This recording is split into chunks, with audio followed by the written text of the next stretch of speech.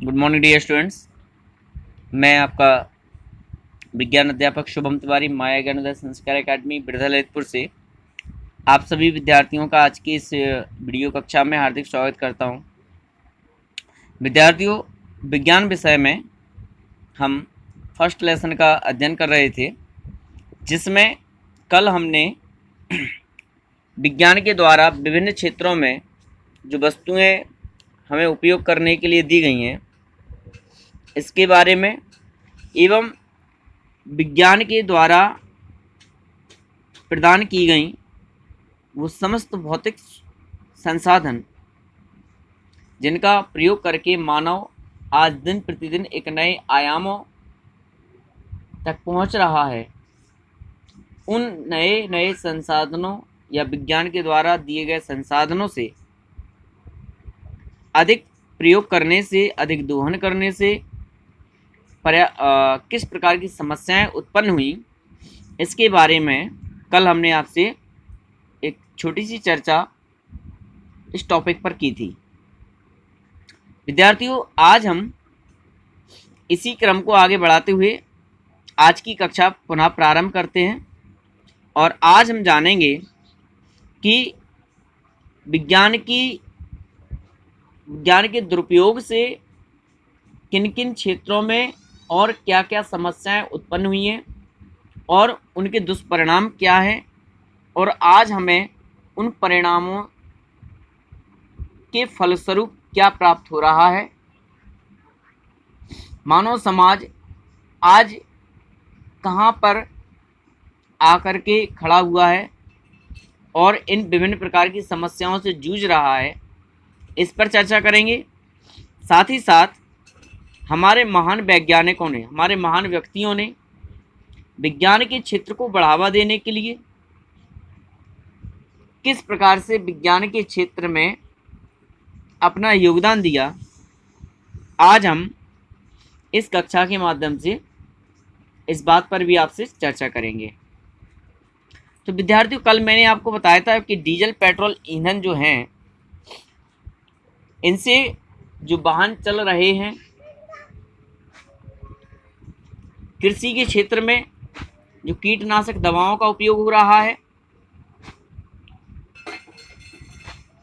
तो इनसे यातायात सुगम हुआ, सरल हुआ, कृषि के क्षेत्र में उत्पादन में वृद्धि आई, परंतु यातायात के संसाधनों का अधिक से अधिक मात्रा में उपयोग करने पर इन यातायात के संसाधनों से निकलने वाला धुआं आज पर्यावरण को, वातावरण को प्रदूषित कर रहा है।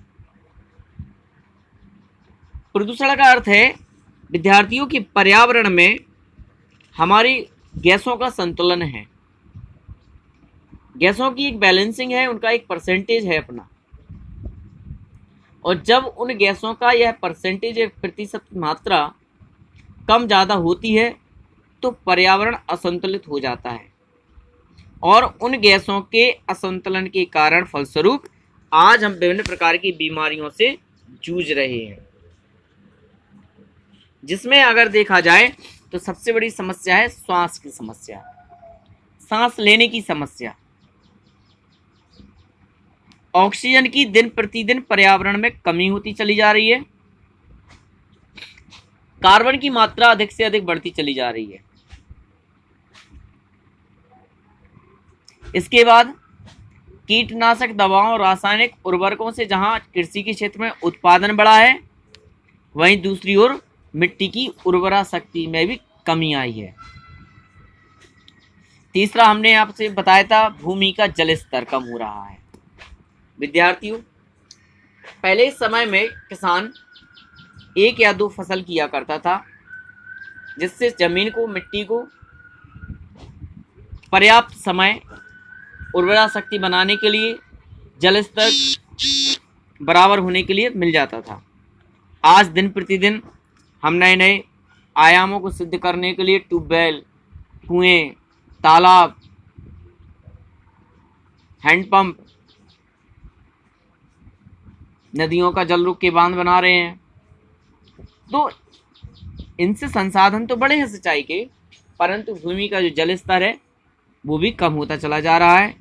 आज स्थिति ये होती है कि गर्मियों के समय में हमने आपने देखा होगा कि कुछ नल ऐसे होते हैं, हैंडपंप नलकूप ऐसे होते हैं जिनमें पानी नहीं आता, कुछ कुएं के कुएं भी सूख जाते हैं।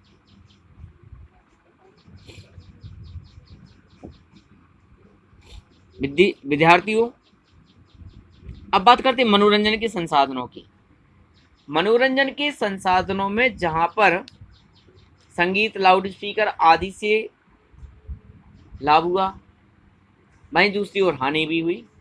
ध्वनि प्रदूषण इतना होने लगा, इतनी समस्या होने लगी कि लोगों के कान के पर्दे भी फट जाते हैं और वो बहरे हो जाते हैं। अधिक ध्वनि प्रदूषण करो तो उनकी कंपन्नता से बिल्डिंगों में लगे कांच भी चढ़क जाया करती हैं। तो विद्यार्थियों, ये ऐसी समस्याएं हैं जो विज्ञान की दुरुपयोगिता के कारण उत्पन्न हो रही हैं।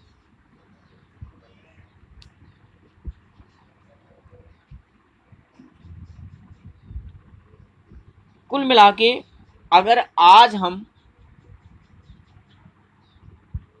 किसी भी बीमारी का शिकार होते हैं तो वह विज्ञान की दुरुपयोगिता के कारण ही होते हैं, जिसका जीता जागता उदाहरण है विद्यार्थियों वर्तमान समय। आज हम कोरोना नामक वायरस की महामारी से लड़ रहे हैं। सारा मानव जाति का जीवन अस्त व्यस्त है। जब यह कोरोना वायरस की बीमारी पर्यावरण में फैली हुई थी, वातावरण में, समाज में फैली है, उस समय हमारी जो वर्ल्ड हेल्थ ऑर्गेनाइजेशन है, WHO, विश्व स्वास्थ्य संगठन है, उसने कहा था कि ये बीमारी चीन के द्वारा फैलाई गई है। उन्होंने ये कहा था कि ये टेक्नोलॉजी के माध्यम से वायरस फैला हुआ है। हो सकता है आज मानव न जाने कौन कौन से प्रयोग कर रहा है, अनेकों ऐसे खतरनाक वायरसों का प्रयोग चल रहा है कि आगे आने वाले समय में वह इनका उपयोग मानव जाति पर कर सकता है। तो विद्यार्थियों, कहने का तात्पर्य यह है कि अगर हमें इन सब चीज़ों से बचना है तो हमें विज्ञान के द्वारा दिए गए संसाधनों का समुचित उपयोग करना पड़ेगा, कम से कम प्रयोग करना पड़ेगा, कम से कम प्राकृतिक संसाधनों का कम से कम दोहन करना पड़ेगा, तो हम इन समस्याओं से निपटारा पा सकते हैं।